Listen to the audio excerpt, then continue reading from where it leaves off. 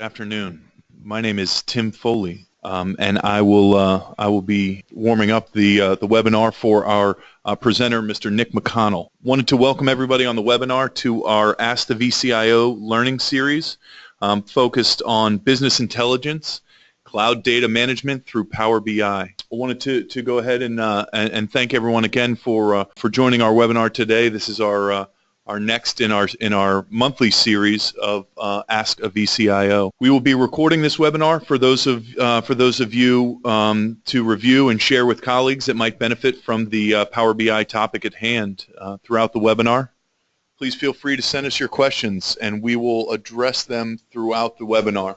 This session, as I mentioned previously, will be hosted by our Director of Web Solutions, Mr. Nick McConnell. A little bit about Nick for those of you that have not met him in person or worked with him previously. Nick joined the Dataprise team in 2014 as our Director of Web Solutions. Nick is responsible for not only Web Solutions but also mobile, web, business intelligence, and SharePoint teams. Nick has over 15 years experience in IT, specializing in project management, .NET development, database design, and business advisory services.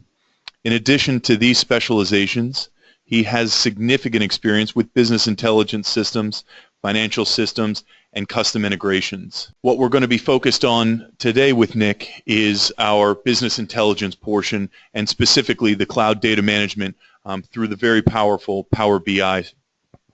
So I'm going to go ahead and pass it off to your presenter for today, Mr. Nick McConnell. Thanks, Tim. Appreciate it. So thank you all for attending. I'm going to do a real quick, just kind of give a snapshot overview of Dataprise as an organization, and then I'll kind of cut into what we're going to walk through today. So we are a regionally based organization with national coverage. So we have offices spread out through the East Coast, ranging down from Carolina all the way up through New York, and even a little points further going north. We were founded in 1995, so we've recently celebrated our 20-year anniversary, something we are very excited about. We tend to view ourselves as more of a one-stop IT shop, so we can do everything from your network services and all the way down through the nitty-gritty and our technical service desk. And then we can go all the way up to the top and talk at an application level. And so everything from our SharePoint interface, CRM, and today one of the topic that we'll be covering is business intelligence. And with that, our goal is really to help you succeed as an organization. And so we're able to kind of run through, and using our technology, we value our success based on your success. And so let's kind of go ahead and talk through what we're going to talk about today. And so that's going to be Power BI. And Power BI, what we're going to do, let me first start by a quick overview of an agenda here. So I'm going to do, this is sort of the second series in our business intelligence platform. For those that missed the first, I'm going to do a quick recap. We're going to do that in about 10 or 15 minutes. So for those that have seen it, just bear with us for a little bit, and hopefully it'll be a quick refresher for you. We're going to talk a little bit kind of traditional reporting against BI and what the differences are between them. And then we're going to talk about data warehousing. And from that point forward, then we're going to talk about Power BI. And I'm going to show what the dashboards would look like, how you can interact with them. We'll show the final product. And then what we're going to do is then we're going to bounce into the product itself. And we're actually going to create a dashboard from scratch and walk it all the way through the publishing process and allow you to be able to go through and see it. Before we get started, I want to do a quick poll. And so this should come up on your webinar screen. And what we want to know is who's currently using business intelligence. And if you answer yes to it, if you could go ahead and put what you're currently using in sort of the chat window to the side where you have the questions box. So I'll give you about 30 seconds to answer that question and get those coming through.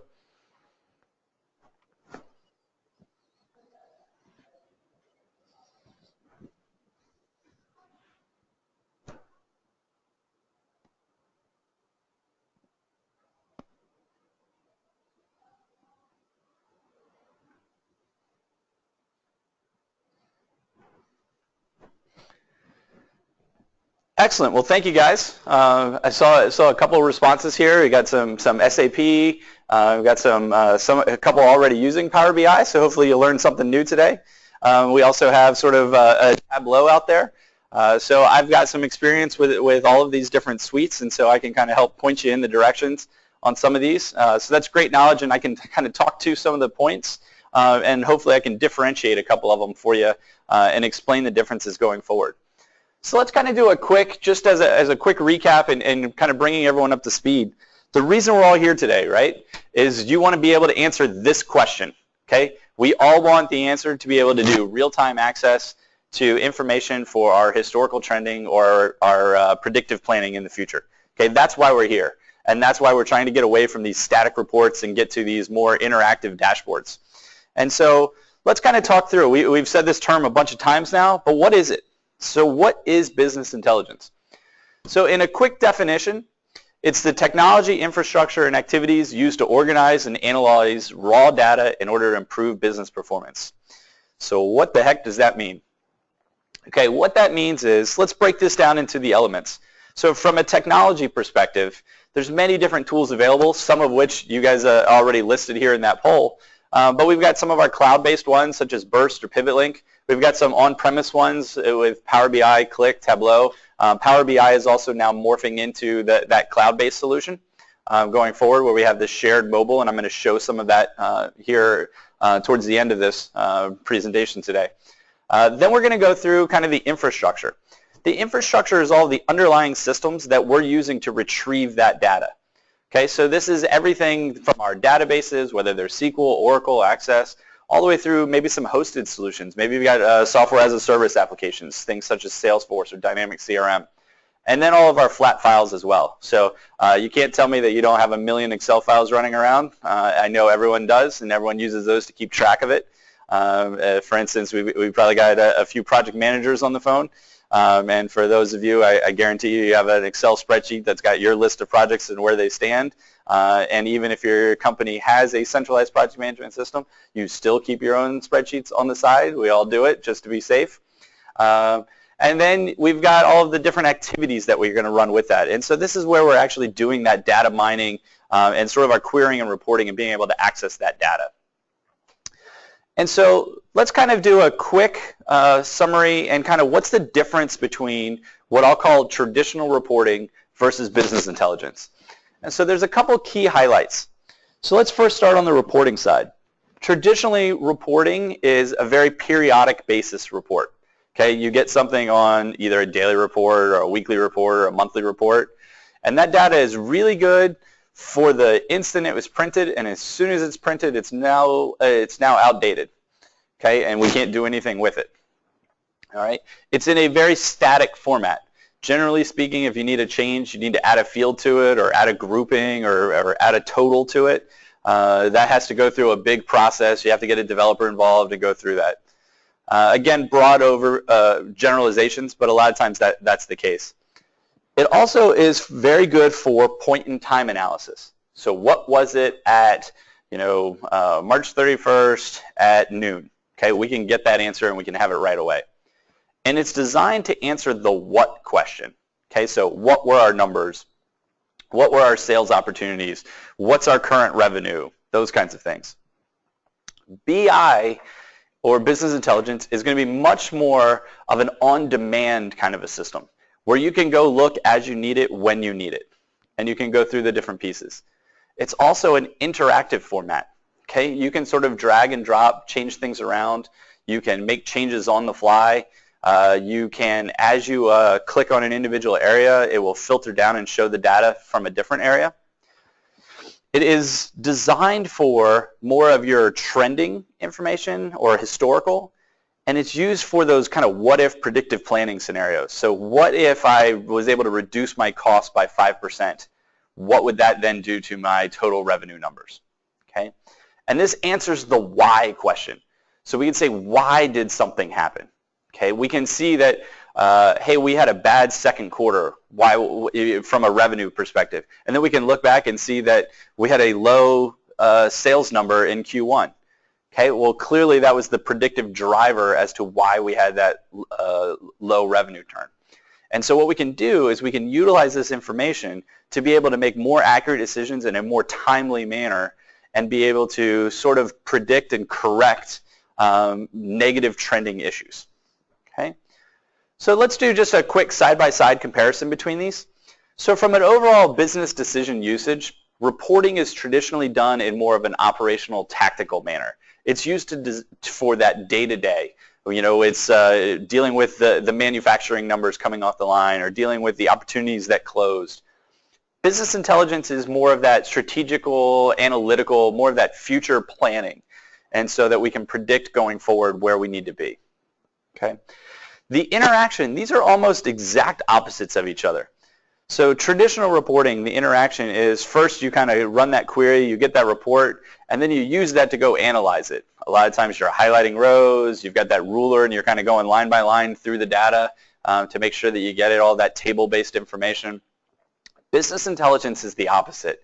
You're sort of looking at what you have there, analyzing it, and then by clicking into an individual area, you're going to drill down to get more detail. So you're sort of doing an analyze and then a query kind of a scenario. So it's almost the reverse of those two. From a timing perspective and from an accuracy perspective, reporting is very real-time and it's point in time. So by that, it's accurate as of the second it's printed. Okay, so you know exactly what that number is. Business intelligence is going to be more near real-time. The reason being is that you're going to be kind of looking at this data and you're going to be able to kind of roll back and roll forward going on. So it's not exactly that real-time direct pull, but because of that, we're able to do all the trending and the historical and the forecasting, which grossly outweighs the fact that it may be 5 minutes behind. Okay? And then we have our key performance indicators or KPIs. Reporting traditionally does not have these. It doesn't allow us to sort of set our goals and how are we tracking against them and are we trending in the right direction or not going forward. Business intelligence is all about that. It's setting goals, it's setting targets, and then it's giving you visual indicators to determine what's there and what isn't. So you're going to get your red light, green lights, you're going to get your up arrows and down arrows, you're going to do all the different things to see exactly where you are. All right? Now, let's talk about kind of an effectiveness scenario. And so from a reporting standpoint, let's put on a hat and let's say we're playing the role of a sales manager. Okay? So from a reporting standpoint, I want to know my sales activity. I want to be able to show my recent wins. I want to show my progress toward a goal. Okay, these are all things that I want to see as a sales manager. And as a sales manager, I could be getting reports that show, hey, we're doing a great job. We're doing we did a lot of customer touches. We've closed a lot of opportunities. You know, we're 75% towards our goal already. I can be showing very positive numbers. Okay, now if we put on a different hat and we play the role of an operations manager, okay, you've got a very different perspective. Okay, you're worried about utilization. You're worried about revenue trending and cost trending and how are we doing. And so you also could be showing very positive numbers. Okay, everyone could be fully utilized. Our revenue numbers are up. Our cost numbers are down. Maybe we're able to reduce some of those other costs. Reduced our rent, reduced our other things. And so from an operations side, we also could be showing numbers that are extremely positive. The problem comes in when we introduce silos. And so that sales manager's in one silo, and they're pitching a very positive spin. You know, our numbers are up. We just closed, all of these deals. We're set up. We're ready. On the operations side, we're looking at it and going, we're primed. We're utilizing our staff exactly as we need to. The problem comes in that now you close that $10 million deal on the sales side, and your operations side doesn't have the people and the bandwidth to support it. So both sides reported positive numbers and we're showing very positive things, but from an organization standpoint, we're going to be negative because we're not going to be able to fulfill that contract. Okay, and so that's the problem that happens when you run these things in individual silos. And so in the very recent past, in order to get through that, we needed to run from a single source system. And by that, we had one system that had all of our individual components. Okay, it had all of our customer management, maybe our employee management, our projects, sales, accounting. These were all under one roof. These were, traditionally speaking, your very large applications, your J.D. Edwards, your SAPs, some of your Oracle-based ones. Okay, and these are very cost prohibitive in the small to mid-size range. And on the enterprise range, they become very wielding and very difficult to manage and maintain. And you've got a lot of people dealing in the same system. And so sort of one snag sort of trickles all the way down through the organization. So what we've done from a reporting and a BI standpoint is we migrated away from this single source system into what we would call data warehousing. And in this data warehousing, so what is a data warehouse first? So the first thing it is, from a definition standpoint, it's really a combination of many different data sources generated by all of our business units across an entire organization. It's really a massive and sophisticated data repository, okay? And then we later use this for queries and analysis. So how is this different from that single source system? Well, what this allows us to do is we were able to build one data warehouse, and then what we did is we synchronized all of our data back into one place. So we could have our CRM come in, maybe we could have our ERP come in. And right now, let me pose I'm going to ask a separate poll here. And so with that, I want to know, what are the different accounting systems that you're currently using? Okay, so whether it be a large ERP such as Oracle, SAP, some of the Dynamics related products from Microsoft, or is this one of your smaller accounting packages? Are we running on a QuickBooks or something more industry specific? If you're in the construction side, a Timberline or a Star Builder or some of the Sage related products. So I'll give you about 30 seconds to go ahead and respond there.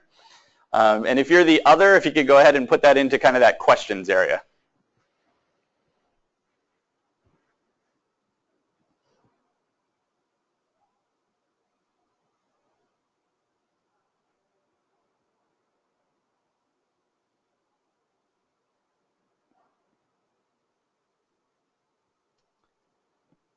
Nice. So we have a pretty good group of people that actually, a pretty diverse group here. So several on the QuickBooks side, a bunch in the Microsoft Dynamics. Those that are on the Microsoft Dynamics side, you're in for a little bit of a treat because I'm actually going to show, I'm going to use a Dynamics Nav background database for anyone that is familiar with it. That's also kind of your SLs and GPs, AX, those kinds of things also fall in that Dynamics platform. But so what we're able to do is we're able to take your CRM system, we're able to take your accounting package, or from a broader term, your ERP. We're able to link in all of our project management, where you take all of our HRIS, so that may be something similar to, a lot of times, if you're a small-based organization, this may be a collection of Excel files. If you're an enterprise level, you maybe have a very differing solution. If you're somewhere in the middle, maybe we're talking about Paychecks Online or some of the other benefits applications that are out there going forward. And then we have this huge collection of all of our flat files. So these are all of those Excel files that are your project-based files, or maybe you got some sales numbers or sales goals that you've got tracking, list of people, that kind of stuff. They're all there. And we take all of that data and we synchronize it back into one place. And when we did that, then we could report across that and we could build anything we wanted off of it.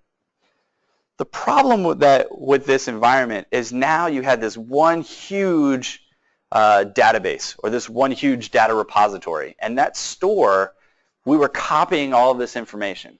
Okay? And so anyone on the IT side knows that if you copy something and it gets worse and worse, and managing storage and maintaining it becomes harder and harder. Everyone knows the scenario now. If you send an email to 4 people and you attach a document to it, you've made 4 copies.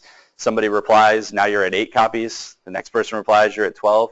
And you can see how quickly that escalates and how many different versions we end up getting tracked and stored throughout the organization. Okay? So we're going to introduce a new concept. Okay, and we're going to start with more of this dashboarding first, and then we're going to trend this into Power BI.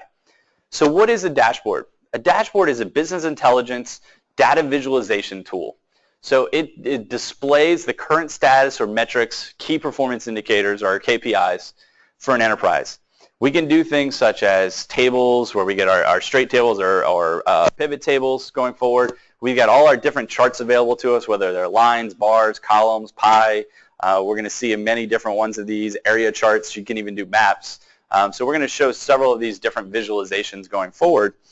And then with Power BI, we're going to take that data warehouse picture And instead of that one centralized place being this data warehouse that we have to synchronize all of this data to and keep updated, we're going to then switch that and turn that into a scenario where Power BI is the middle of that picture, and we reverse the arrow on all of those so that Power BI is reaching out and pulling that data as opposed to having to sync all of that data into one file place, into one centralized place on every single time. So let me kind of bounce out of this for a second, and let's go over and actually see an end result of Power BI. And so as I'm going to click through here, what we're going to see, I've switched the screens here, and on this screen we are now dealing with a web interface.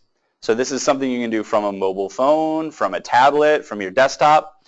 You're able to go through anything that you see here, and what we're looking at is we have a bunch of different sample related items. Okay, and so I've created many of these different dashboards, and over here on the left-hand side we've got our customer profitability one, we'll have our human resources, I've got an opportunity analysis one, I have a sales and marketing. We're going to click through a couple of these here in just a second, and then what we're going to do is we're going to bounce over and we're actually going to create one and we're going to add to this set.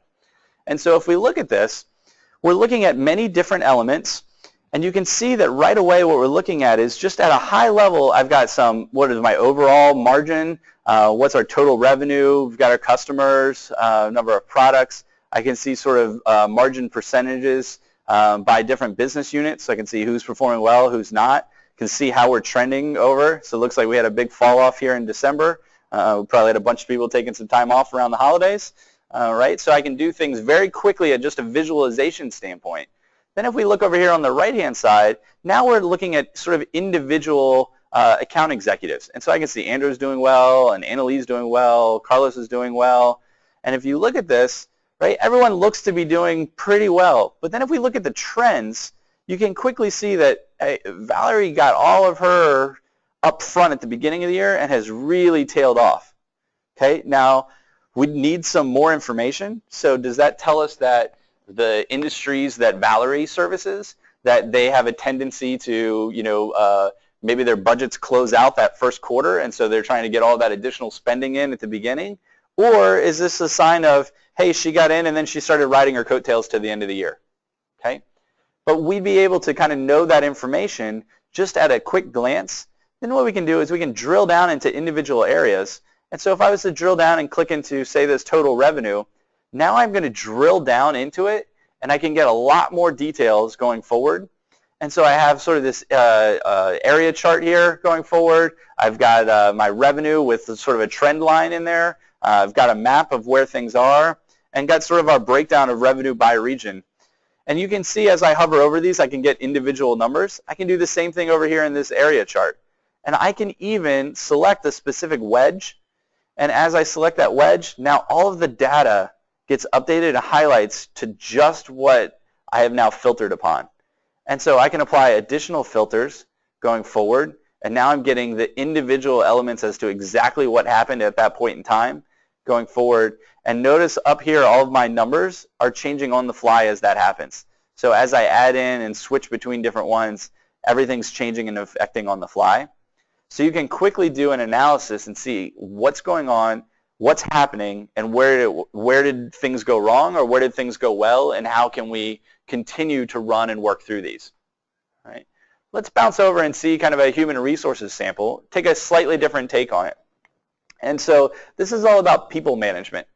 And so we're talking about our new hires coming in, what is our supply, what's our year-over-year change, how are we diverse by group here. We've got our different counts by age, so we can see different areas going on. So you can see we're relatively diverse between male and female, and you can see that we've got a pretty good split of sort of young up-and-coming stars and sort of are those that are nearing retirement.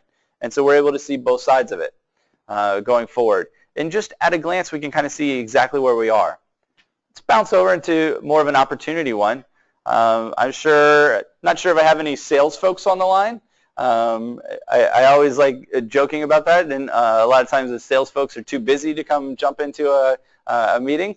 So a good joke for any of the ops folks on the line. Can point your finger at your friend going forward. But you have things over here. We've got our funnel. So you can see exactly where things are going through that. We can see different trends.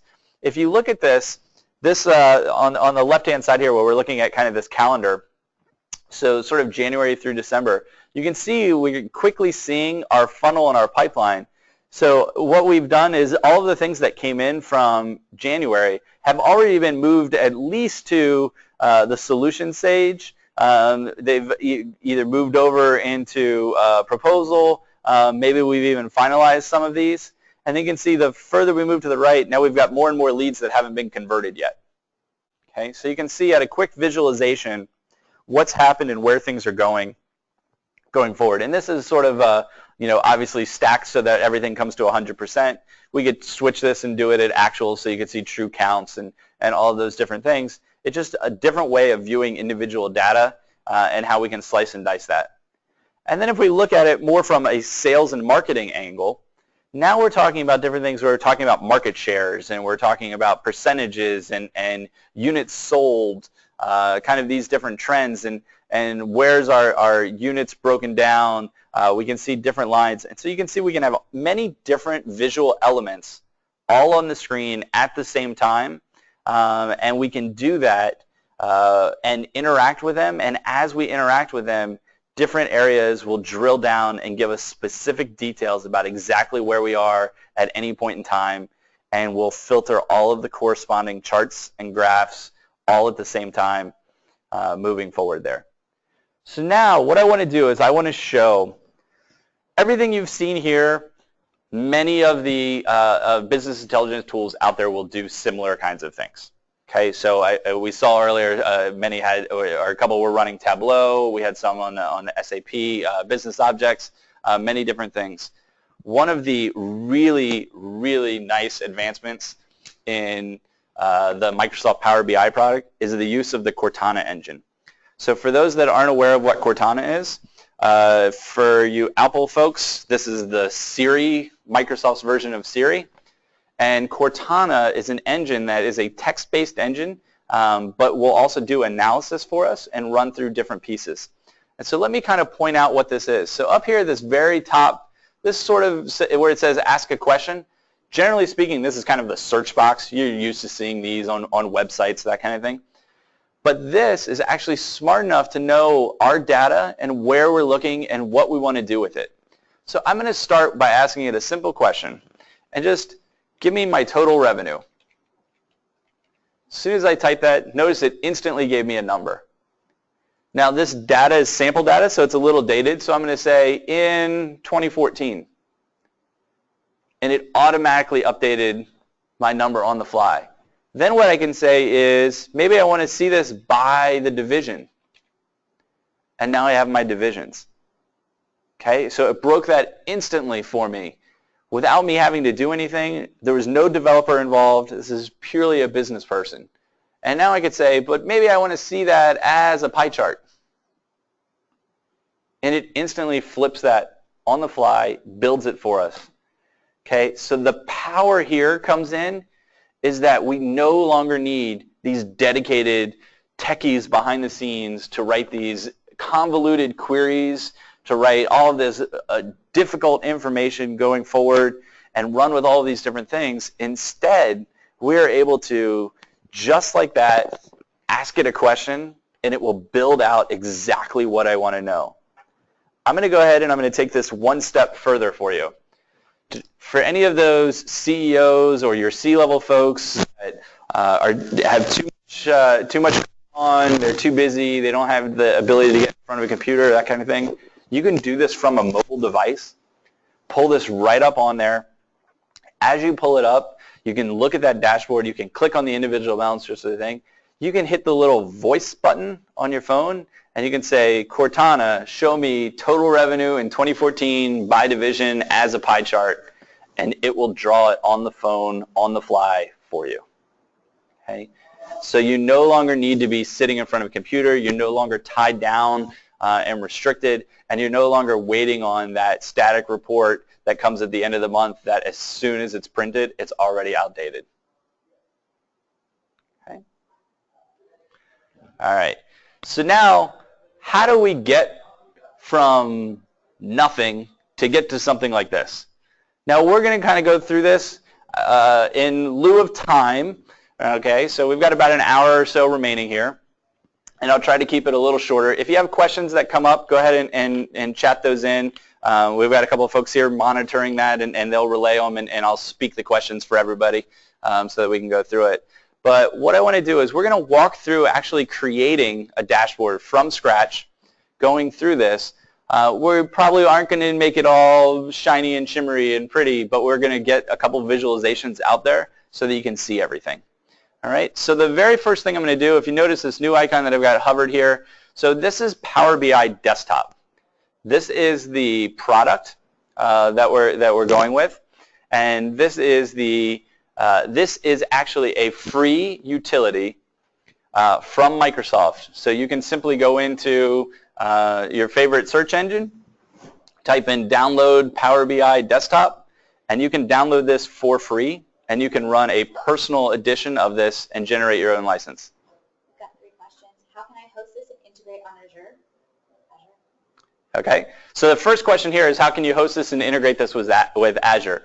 So Power BI is a web-based product in the end. So the desktop tool is what we're going to use as the designer.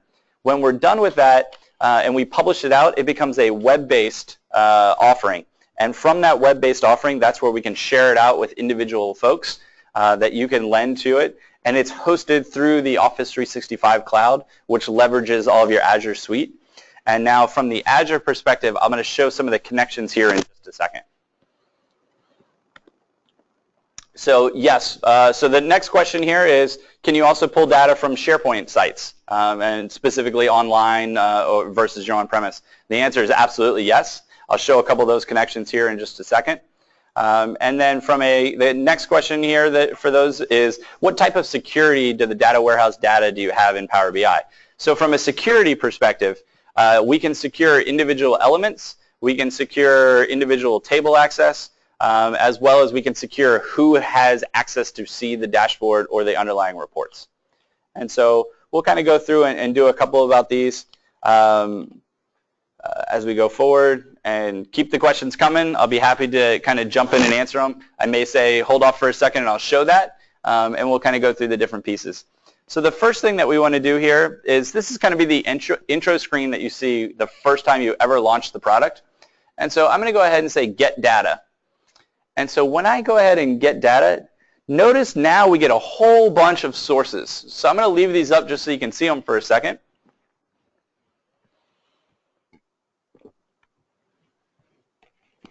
All right, the very first one here, Excel. We all mentioned this already. We know there's a lot of examples going forward.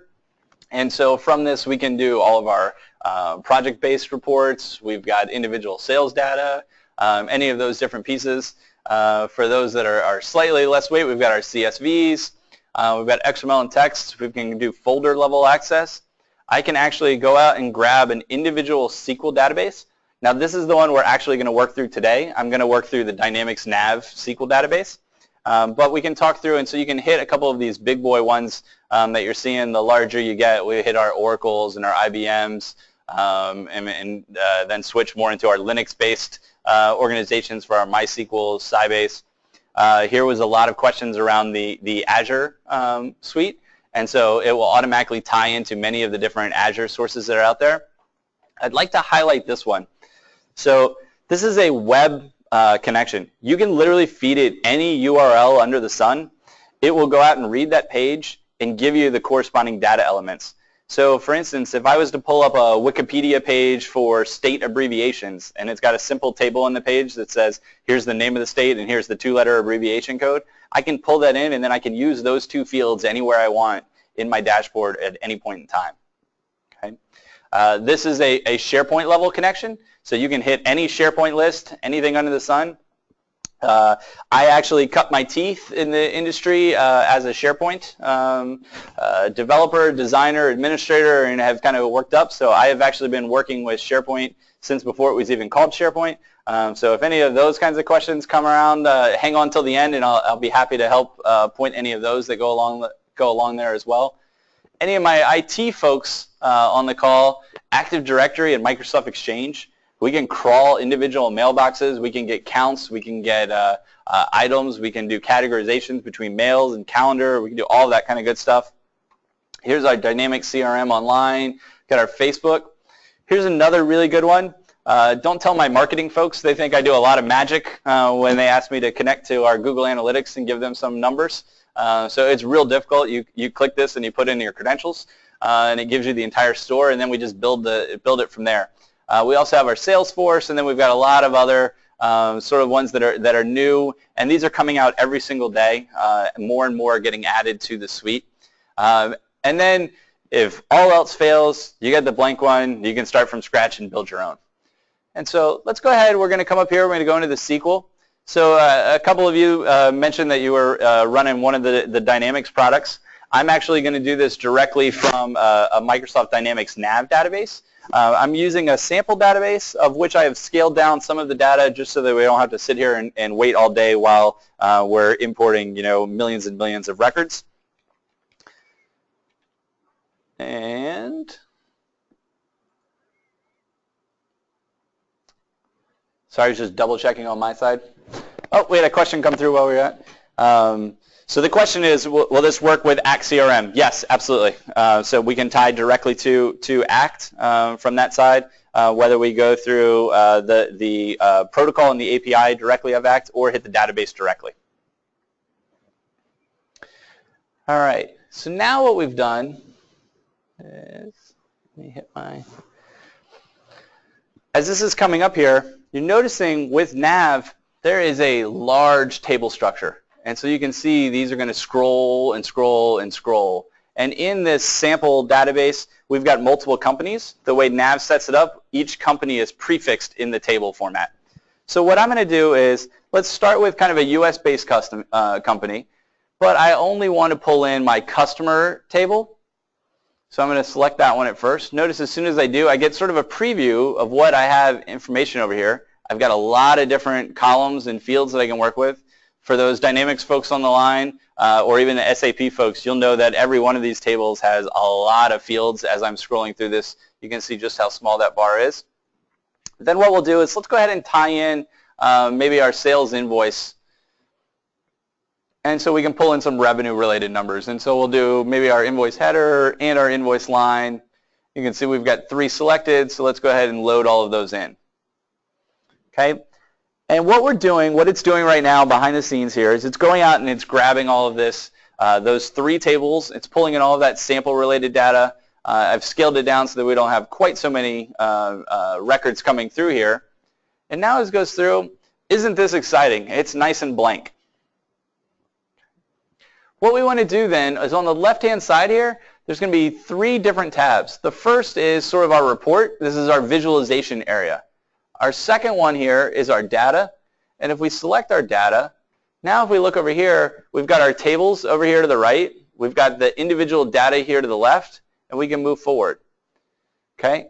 Now one of the things I want to point out is if you look at this name, okay, this is Cronus USA, which is the default company, and then it's a customer table. Okay, our outside users, so in the end, if you're thinking about the business user and what they've got going on and how they're going to respond to things, they're not going to know that the underlying table name is Cronus USA Inc. _ customer. Okay, if they do, they are a way more advanced user than I'm giving them credit for. Okay, what we want to do is we want to rename that. So I'm going to do is right-click on it, and I'm going to rename it. And rather than make the mistake of trying to type in front of you guys, I'm just going to delete off the front end of it. And we're going to say we want to rename that to customer.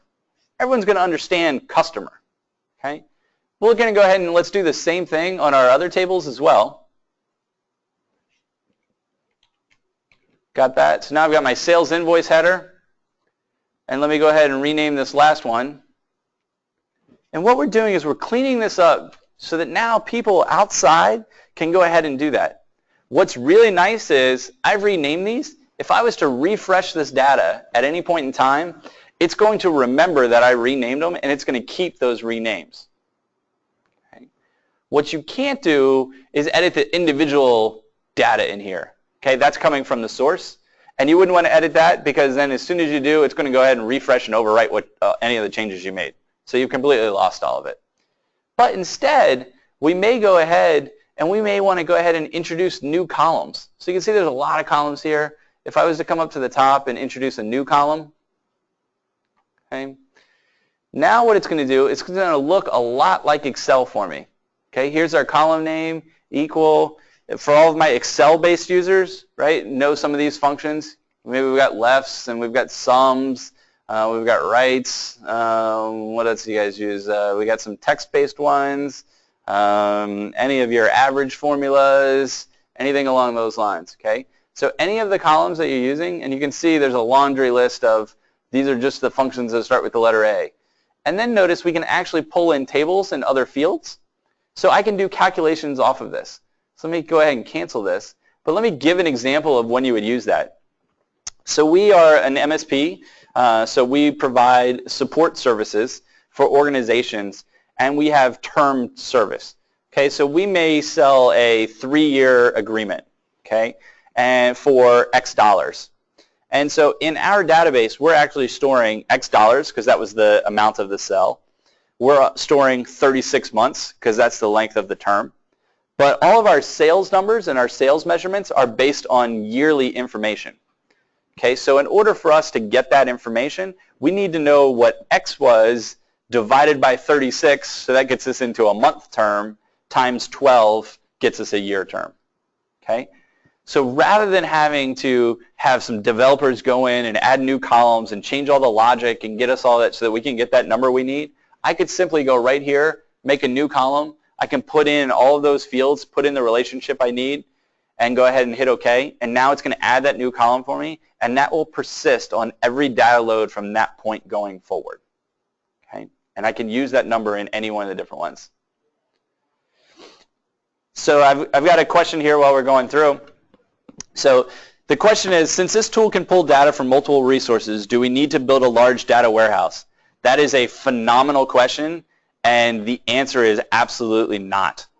So that is the reason we're here. You can use this tool to go out and pull all of those. It's pulling it real time or near real time based on whatever our schedule is. But it saves us from having to consolidate all of our data first. We can just use this in one place and go out and grab the different elements. And you'll see that here in just a second because I'm going to tie in an Excel file as well just to show you can take different sources and pull them together. Okay. But now what we want to do is, so we've got our data, we've got our tables in here, we've got all these different fields. If we come back over on this side, and now I'm going to hit this third tab here, which is our relationships tab. And as we see forward, let me kind of move these around a little bit and kind of expand these out. You can see there's an awful lot of fields in these as we go forward here.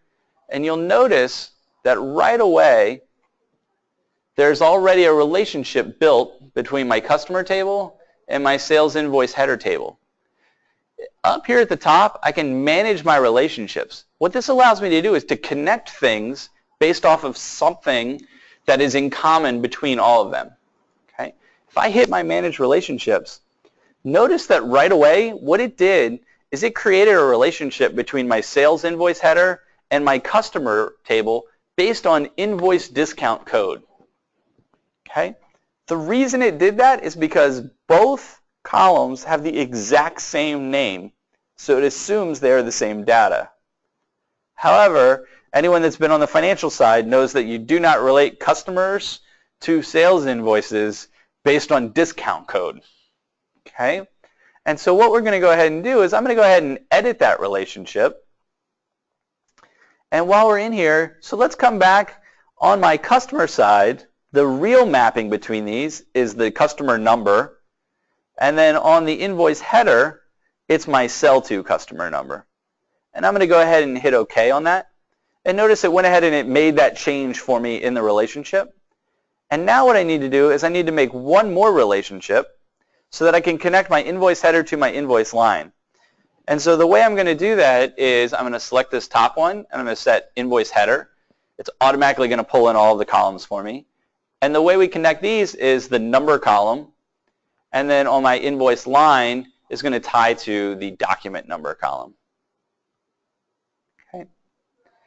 So these can be anything that you want as you're building your relationships and the types of data that you pull in, but this allow you to pull in these different elements and we can use them going forward throughout. Okay. Now I'm going to go ahead and close these. So we've kind of shown from this side, from this tab, we were able to kind of come in and look at all of our data. From this one, we were able to look at all of our relationships. But what we really care about is now how do we make something happen? How do we get something added to the page and make that work? All right. So what we're going to do is let's build a couple different tabs here. So down here at the bottom, these are going to be called pages, okay, similar to your sheets in Excel. And so let's do this first one, and let's do customers. Okay. And in here, now notice on the far right-hand side, I've got a list of those 3 tables that we were talking about. And if I expand it, I get a list of all of the fields that are available. Okay. And then just to the left of that, I have a lot of different visualizations that I can use, everything from sort of our bar charts to our column charts. We got clustered and stacked. We've got lines. We've got areas, combinations between the two. We've got sort of our scatter plots, pie charts. We've got funnels. You got all of your donuts and gauges going forward. And now let's go ahead and just so that we can prove that, hey, we can pull some of that data, let's go ahead and let's just make a table. And so as soon as I select it, it automatically added that element to the page for me. And now on the right-hand side here, see we have this values area. What I want to do is let's go ahead and add in the fields that are relevant to us. So maybe that number field is something we want to track. Maybe the name field is something I want to track. And all I'm doing is selecting them and dragging and dropping them.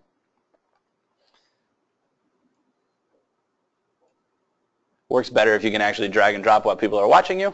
But we go forward there. We can also add in cities. Let's go ahead and while we're in here, notice, and this is something I want to point out and one of the things I want to show. In Nav, for anyone that's on the dynamic side, it's designed to be multinational. Okay, so by that, if we come through here, notice we had a city field, but I don't have a state field. I've got a state inscription field, which is absolutely not the state field. Instead, it is actually called county. Okay, well, my user base is not going to know that that's called county. So let's go ahead and click back over into our data tab. Let's kind of select our customer table. We're going to scroll across here until we find that county field, which there's an awful lot of fields, so this is going to take us a little bit. But here's our county field. I'm going to select it. I'm just going to right-click it and rename it. And now I'm going to say state. I just hit enter. It's going to go ahead and do its update thing. And then while that's happening, now we can select back over here. And as we notice, that county field is now gone. And now we have a new state field on the fly that we can select and add.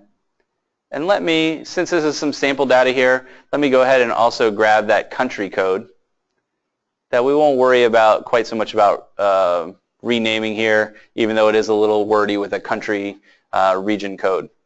Okay. And now let me take that and I can kind of move this element down to the bottom of the page. Let's make it a little bit wider so we don't have a scroll bar left and right inside of it. But now what I want to do is maybe I just want a simple count of our customers. So when we were looking at those other dashboards, you saw a lot of elements that were numbers on the page. And so we're going to go ahead and grab that. It's just called a card.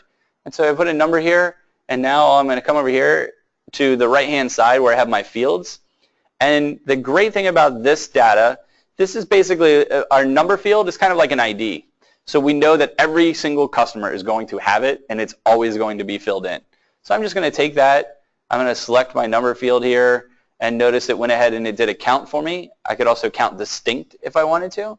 And notice right away, I went ahead and got this number. Maybe this doesn't need to be quite so big, so let's make it a little bit smaller so it doesn't take up quite so much real estate here. Okay. Now I see the number of customers I have. Now maybe what I want to do is let's go ahead and do a graph. So if I was to select a column chart, it added that for me. Let's maybe move it down here a little bit. And now what I can do is I can go ahead and let's say on this, I want to take that number field as my value because I want the count of them. And I want to count them by country. So I want to know how many customers I have in each of the different areas. And so let me take my country field. I'm going to add that as the axis. And now you notice here are all the different countries I have instantly with a number. If I hover over, I can see exactly what that number is. But maybe I want to change this from a visualization standpoint. So here's how I can manipulate the data. But just to the right of this, I can now change the format. So I can come over here, I can turn on and off the x-axis so you don't see the values. The y-axis, I can turn off the numbers. I can go ahead and change the colors. Maybe you're not a blue person, maybe you're a yellow person going forward. You can turn on and off so that different values. I can change colors per individual country in this case. Okay, let me turn that off so that they're all unique. And then I can come in here to my data labels and I can turn these on.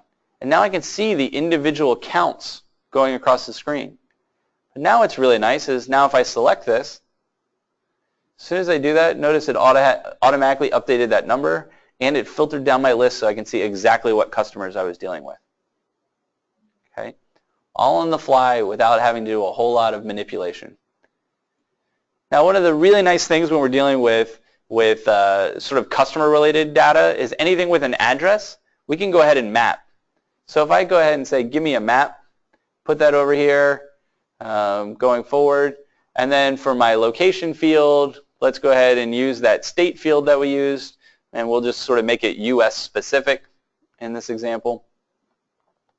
Okay, you notice I can also do latitude and longitude fields on the fly here as well. And you can see I've got sort of Florida and Georgia going through. I can either use the map to click, which then filters down and gives me a subset of my US related data and shows me the two items over here, two over here. I could turn that off and say just give me my US, and then it's actually going to zoom in for me into that individual area. If I click into this, I can actually kind of zoom in and out. I'm just using the wheel on the mouse, so I can zoom in and see exactly where those are relevant. I could then click further into Georgia and watch all of these different things change and filter on the fly. Okay. So we've got a lot of visualizations that we can do, and right there we're tied to sort of addresses, customer-related data, that kind of thing.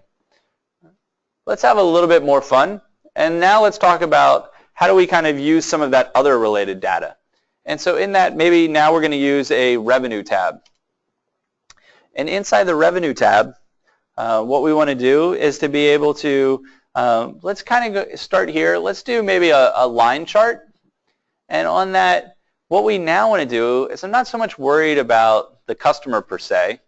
What I'm really worried about is kind of my amount field. Okay? And so that's actually stored on the line table. And so I'm going to select this first so that it's highlighted. I get back my fields here. Now I'm going to take my amount and I'm going to add that into the values that I want to see. But now what I want to do is I want to rate this or sort of graph this against my order date, which is actually in my header table. So now if I select up to my header table and I scroll down and I grab my order date and I drag that in here. So now I'm relating data between two different tables on the same exact chart. And because we had set up that relationship between them over here on this tab, all of that data flows through and the filters work accordingly. Okay. Let's go ahead and kind of move this down to the side here a little bit. And now what I want to do is let me do a similar kind of a thing, but maybe we're worried about let's do it as a pie chart. So right now I've selected bar chart or column chart, depending on how you utilize this. And I want to do a similar kind of a thing. So what I want to see is maybe by salesperson, how I'm doing. So I'm going to grab my salesperson as the axis.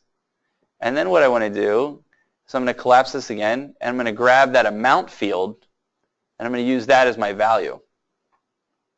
Okay? And you see it, now I'm looking at it from this perspective. But maybe I didn't really want that as a column chart. All I have to do is come over here and select pie chart, and it changes it on the fly. Or line chart, and it switches back for me. Okay. So let's go ahead and use pi so we can see where it is. And again, we'll do a similar kind of thing as I select it. Notice my chart over here to the left changes if I switch back. And so you're watching this change on the fly going forward. All right? Now we've got everything there. Now sometimes what we want to do is we want to be able to select data just by viewing kind of the information. So anyone on the Excel side in the past has used what we call a slicer, that you can pull that out. We have a similar element here, and it's actually using the same exact term as Excel. So if we select a slicer, now I have that here. I can come over and I can say, let me go back into my header record, and maybe I want to pull back in that salesperson code. Just add that to my field, and now instantly I have these two elements that I can filter on. So I can select one from here, I can select both of them, or I can select either or. I can then clear my results. And I get back and all my filters are gone. I can also mix and match slicers. So if I take another one, but now let's go all the way up. I'll go to my customer record, and let's go ahead and use that country region code that we found. That alphabetical order was eluding me for a second. And so now we have this big one, but this is a longer list. So let's move over here where we've got a little bit of real estate. Make it a little skinnier, make it longer. Now we don't have to scroll anymore. Okay? And now I can individually select these and watch the rest of my data change on the fly.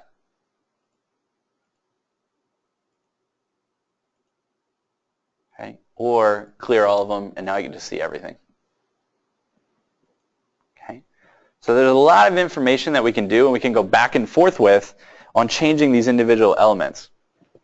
Now, one of the things I'll point out, let's go back to sort of this line chart where we're looking at dates. Okay, so one of the issues that we're going to run into is based on our dates. And so when we want to see timelines and time series charts, a lot of times you want to see something where we're looking at it by month or by quarter or by year. Okay, we have these individual elements. Okay, well, when we import this file, we've got one field that is a date, and that's all we can do with it. And so let's go behind the scenes. Let's go look at this data. Let's go to our invoice header. And now I'm going to scroll across until my order date. And notice it's right here. I'm looking at it in this short date.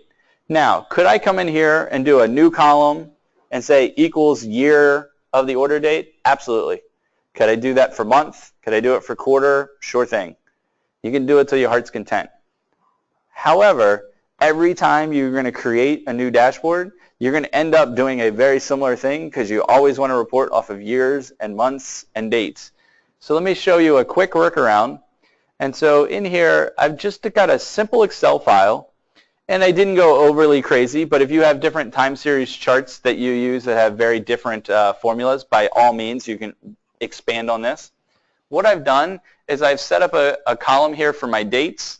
I've then calculated the year, the month, the day, quarter, week, and then I've consolidated year and quarter, year and month. Okay, just to give us some fields that we can pull from. Right? I'm going to close this out for a second. I'm going to come back into Power BI. I'm going to go into my relationships area. Okay, I'm going to tell it to go get some data.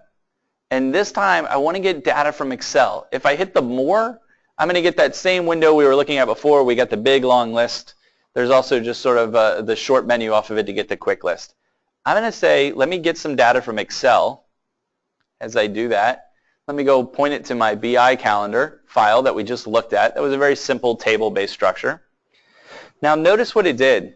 It went ahead and it recognized both elements. So it recognized the sheet itself as well as the table indirectly. And so if I select either one of these, I can import them. In this case, they're pretty much one and the same. So let's go ahead and use the table. I'm going to go ahead and load that in. And now once this finishes, it's going to take it a little bit to kind of pull that in. As we're coming through here, this will pop up for a second. Okay. Now, again, one of those same things. We don't really want to call it table.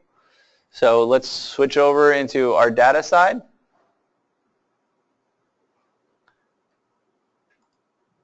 and I'm going to rename that over to my calendar so that now I can use it moving forward as something that makes some sense.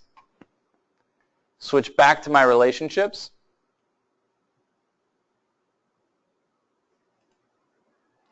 And now you see it's kind of isolated over here by itself, not connected to anything. So let's go ahead and connect it. We're going to manage our relationships. And I want to add a new one. And what I want to do is I want to take my sales invoice header record. I want to associate that to my calendar. And I want to use my order date field. So here's my order. And then I want to map that to my date. Notice both columns are now highlighted. I go ahead and hit OK.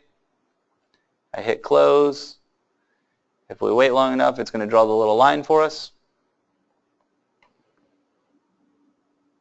Notice it did it across the top here. And if you hover over it, it kind of highlights which two columns that we associated. Now if I come back here, I can actually set up a new slicer, and I can use any of the fields from my calendar that I want. So maybe I want year and month. And now I have all of those over here that I can use. And so our data is here. So let's go ahead and select one. And now we're going to watch that come through on the fly. Okay. I can scroll down and see which one was selected, which one wasn't. You can see I made a very long one. We didn't need to go quite so far, but we can go through the different elements. But now what we can do is let's go ahead and select this. Get that back up for a second. And now if I select this, instead of using the order date field, I can actually go ahead and use my year and month field instead. Close it away, come back over.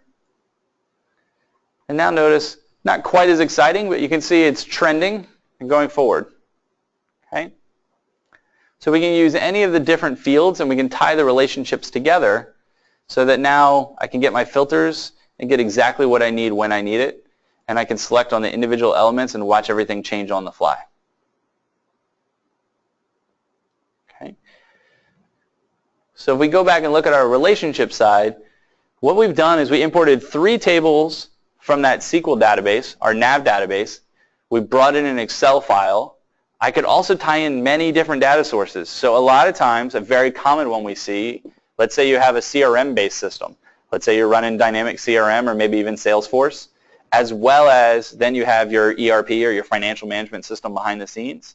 Well, both of those are going to have customer-related information. Okay, and so hopefully we have a very similar customer name between them, but a lot of times we don't, and we need to do a mapping exercise. But we could pull in all of that Salesforce-related data as additional tables so that we get all of our sales and our opportunity management. And then we can tie in all of our ERP or our financial system data, tying that back in on this backside here.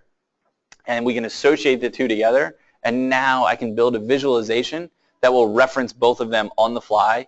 And I can slice and dice the data without having to create that centralized data warehouse and pull all of that data and synchronize and copy all of that data and make copies upon copies upon copies, and then back up all of our copies upon copies upon copies. Okay. All right. So now, how do we take this? This right now, very simple report, but we've got sort of a customers tab, we've got a revenue tab. Let's go ahead and kind of clear all of our filters off for everything. We'll take all of those off. Switch back here, we're going to take all of these off, so we're good to go. If you would like predetermined filters, just apply those filters before you publish it. So for instance, if you're looking at current year data or current month data that you want as the default filter, go ahead and apply those filters first, and then when you publish it, it will maintain those filters for you as the default. People will still be able to change them after the fact because that's the whole point. You want to be able to change and slice and dice and get what you need, but you'd be able to go through and do this on the fly. So we're going to go ahead and publish this out, and it's really difficult. You have to push this publish button in the right corner. And so after you push that, first thing we're going to get is, do we want to save our changes? Of course we do. And so let's go ahead and save this out, and we'll do this as our vCIO webinar. And we'll save that first. Now what it's going to do is it's going to go ahead and prompt me. Okay, this is where you need a Power BI account. Okay, prior to this point, this local file that we've been working with, and we created our own, it's a personal copy. We can do anything we want. We can push all of it through. We can do everything you need, but you are the only one that has it. Can we copy and send this file around? Sure, but now we're running into the same exact problem that we've talked about in the past. Okay, if you're copying the data, you're copying the file around, someone's making a change, it's not getting replicated, that kind of thing. What we're going to do is we're going to go ahead and I'm going to sign in, and I have a test account that we're working with today as opposed to my live account. And we're going to try to see if I can remember the password that I changed earlier this morning. And as we go through, now it's going through and it's actually publishing this out for us. And it's kind of going through its little thing here. And when it comes up, it's going to ask us, we'll get a direct link to publish directly to it. Or I'm just going to go ahead and hit close because we had already opened that. We were already here earlier. Okay, as we were looking at it, notice I haven't refreshed this page or anything. And over here on the left-hand side, it automatically imported that new one that I had. It's automatically showing me that new report that I had. And so if we select this report, we're going to see those two tabs that we had just created on the fly. Here's our revenue one. Got all of our data. Let me get this warning message out of the way for a second. If I hit that revenue data, we're going to see the same exact thing, right? As we filter it, that data changed. We can select it back. We can select individual widgets. Everything's going forward from our customer side. We can then click in and say just the US. We watch our map change. We watch the data change. We watch all of our numbers change on the fly. Okay? And so these are the report side. But now what we want to do is we want to take these reports and we want to be able to create dashboards. Okay, so these reports, we can have it, say 15 tabs coming across the bottom here. Each tab can have, 10 elements on it. I'm just making up numbers. There's no set limits there. Just as many as you can fit on a page that you are willing to scroll back and forth going forward. But what we want to do is we want to highlight those key elements that we care about. Okay? And so maybe what we want to look at is I'm going to come up here into my dashboards area. Notice it created the data set, it created a report, but it didn't create a dashboard. Okay? That's for very good reason, and the reason is that we are going to control what should show up. So I'm going to go ahead and make a new dashboard. As I make this new dashboard, let's call it the vCIO webinar, and maybe we're going to look at this from an ops perspective. Okay? And great, I got a blank dashboard that has absolutely nothing on it. So now let's go back into our vCIO webinar one, and maybe the things that are relevant to ops are, maybe it's our country graph here. So I'm going to go ahead and I'm going to pin this, and I'm going to add it to an existing dashboard, and I'm going to select that one. Notice it defaulted to the last one I touched anyway, but now I'm going to go ahead and pin that. And let's go through and let's see what else. Maybe we also could care about, I don't know, maybe the number of customers we have. So let's pin that one up as well. Maybe we care about this state. Could you go away for a second? We'll pin this up there as well. And then maybe on our revenue tab, we care about this overly exciting line chart that we also pin. Now if I come back up and I select my ops dashboard, it added those things for me. And now let's drag and drop them to things that make sense. Maybe we care about the notes here. We're just looking for a snapshot here. And let's bring our map over somewhat into the middle. And maybe we want to make this one, click into it, and now I get right back into the individual underlying report. Okay? So we can flow back and forth going forward. So this was our ops dashboard. Maybe we have another one that's sales focused. Okay? And so of those, those 15 tabs with the 10 elements each, maybe our salespeople care about completely different numbers than our ops folks, which is usually the case. And now we're going to go ahead and let's make another dashboard. So our vCIO, this will be a webinar, this will be sales. And let's go back into that report. And I can go ahead and I can pin, maybe they want the actual customers with the address information so they can see by sales territory who's going where. Notice the last one I selected automatically defaults, but I could change it to anyone that was sitting out here going forward. and maybe they care about the amount by salesperson. So let's go ahead and do that. But just for grins, let me show you a different one. We looked at some of those other reports earlier, so maybe let's hit an opportunity analysis one. And over here we had let's opportunity count by region. I can also pin this to that same sales dashboard.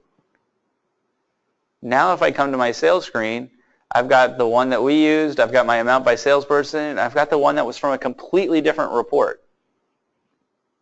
Okay.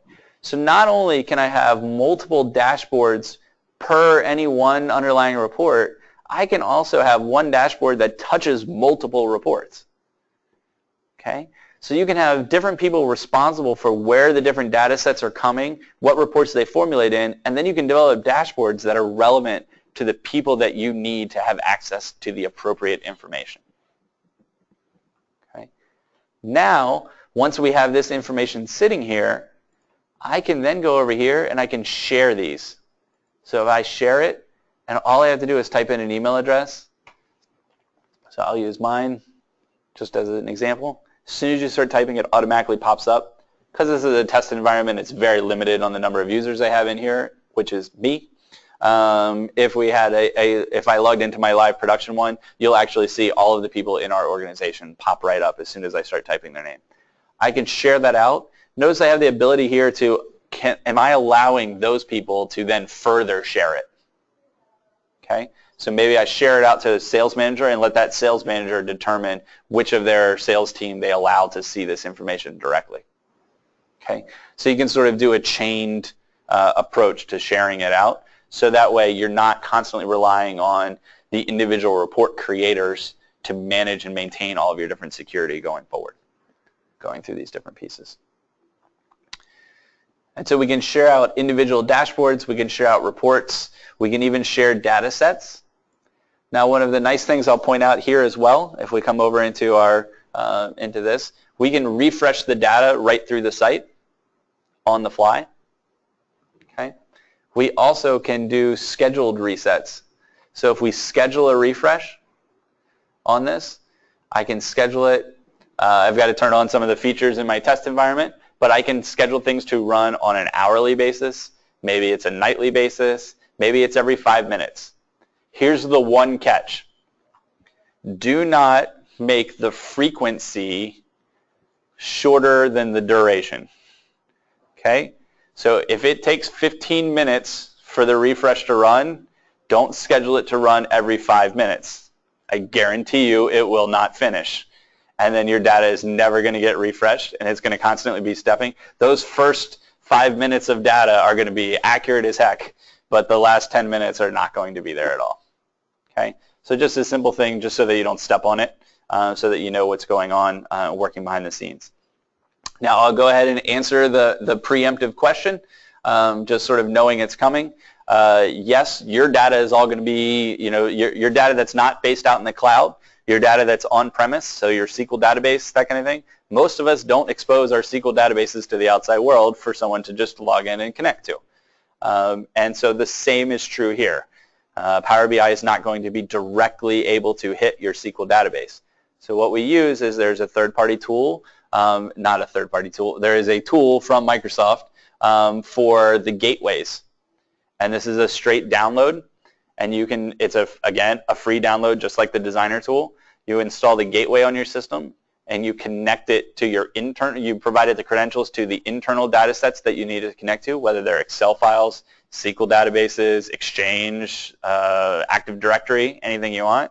And then you also supply the credentials to your Power BI login, and it will automatically handle the syncing for you based on that schedule that we set up down here under the datasets area.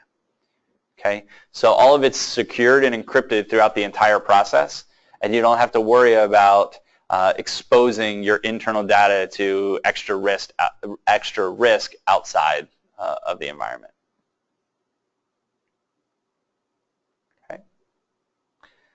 Any questions sort of around, we've kind of walked through the process of creating a new report inside of Power BI.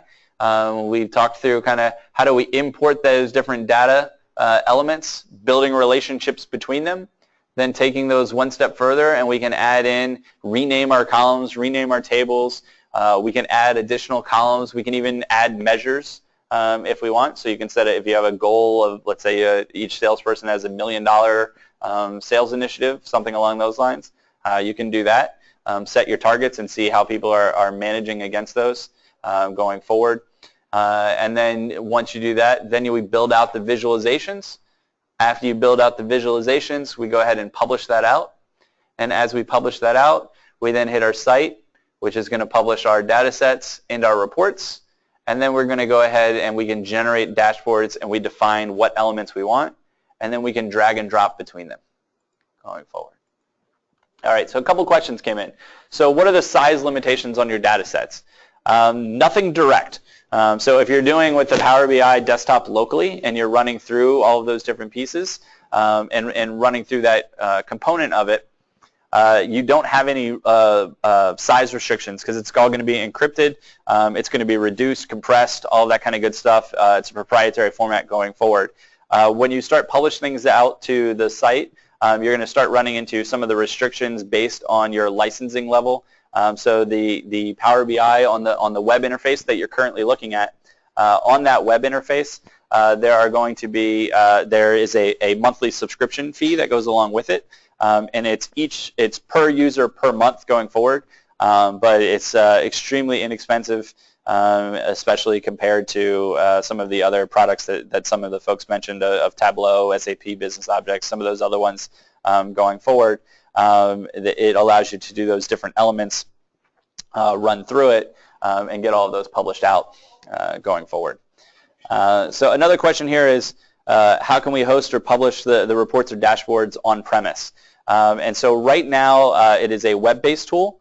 And then as we go through that, so your individual ones are there. The on-premise is under works. It's sort of still not fully released to the public for licensing yet, where you can run your own internal server, but it will be in the very near future. So once that happens, the desktop tool will be able to publish directly to that as opposed to only to the online site. And then the next question here was, is the speed of the software usable when you start working with hundreds of millions of rows? Absolutely. What I've done here is I used a small subset of data purely so that we didn't have to watch it on the refresh. That was the only reason I reduced the data set, so that initial load was pulling those in. However, once you pull it in, it's all cached. It's sitting there locally. It's click and filters and everything directly on the fly. So the only reason I used a small reduced set was just so you guys didn't have to sit there and watch the little spinning wheel keep going while it pulled in, hundreds of millions of records. So then the question is, are the refreshes incrementals or fulls? That's a great question. So clearly a data-based person here.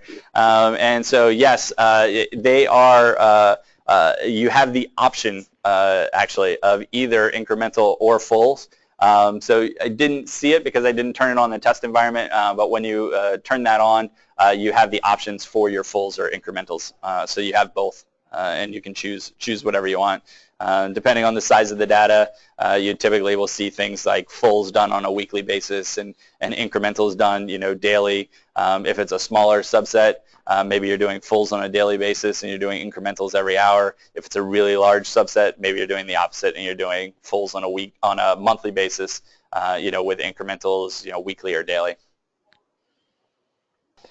The next question here is, are there any restrictions when working with cubes? No, there are not. So this, you would talk to it the same way you would talk to any of the other data sources. Once you pull those in, it will recognize the relationships for you, and you can build those out. Although I will say that generally speaking, this can save you from having to build out all of the cubes because it's able to recognize all the elements and build the relationships real time for you.